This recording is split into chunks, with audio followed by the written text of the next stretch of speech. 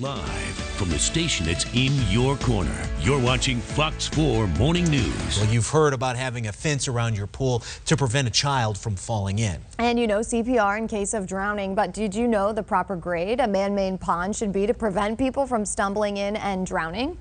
These are some tips one expert will be giving us this morning to prevent people from drowning. We'll have those tips in just a few minutes. We want to help your family stay safe. A lot of us probably know about the big things having to do with water safety. You learn CPR, you have a pool, or you have a pool fence, and you know how to swim, but there are a lot of other things that you may not have thought of. That's why we brought Michael Haggard in with the National Drowning Prevention Alliance with us today.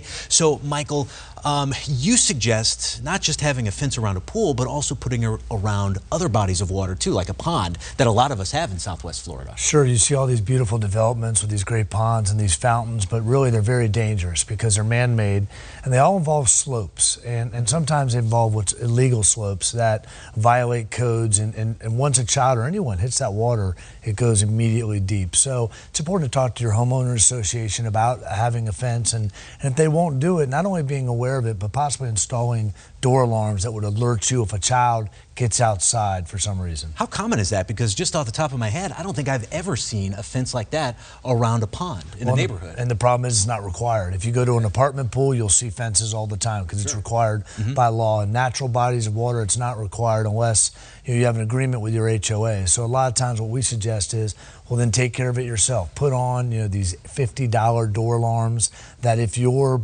sliding glass door or any door opens, that alarm will sound until you hit a chime to turn it off, just to alert you that your child may have gotten outside near a body of water. When we talk about safety, a lot of the things we think about, you just mentioned alarms, are kind of high tech.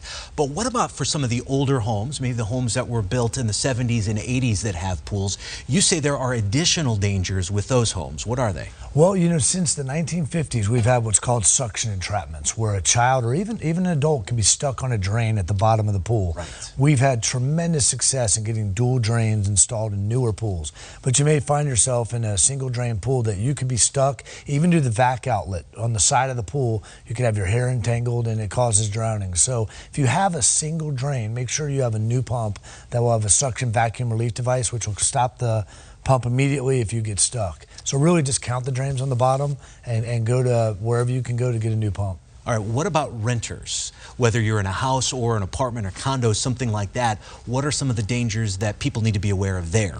Well, again, fencing around pools is so important, but when you have a young child, if that gate is not self-closing and self-latching, someone can leave it open by an inch and someone's getting in there. So really have a knowledge of, does that have a self-latching gate that will close on its own and latch itself? And if you're renting and you get an Airbnb, you better make sure what are the safety procedures ahead of time, because once you get there, you're not putting in a fence. Right. And you're not going to Home Depot and getting an alarm. So you really want to know those things ahead of time. We want people to come down Southwest Florida, enjoy our beautiful weather and everything like that, but we don't want these tragedies. And folks that aren't around water a lot don't realize how quick their kids will get there. Absolutely. Be hyper alert with your children. Also, if they're old enough, have conversations with them. Michael, thank you very much for joining us today on what is a very important topic. Thank you. All right, Lisa.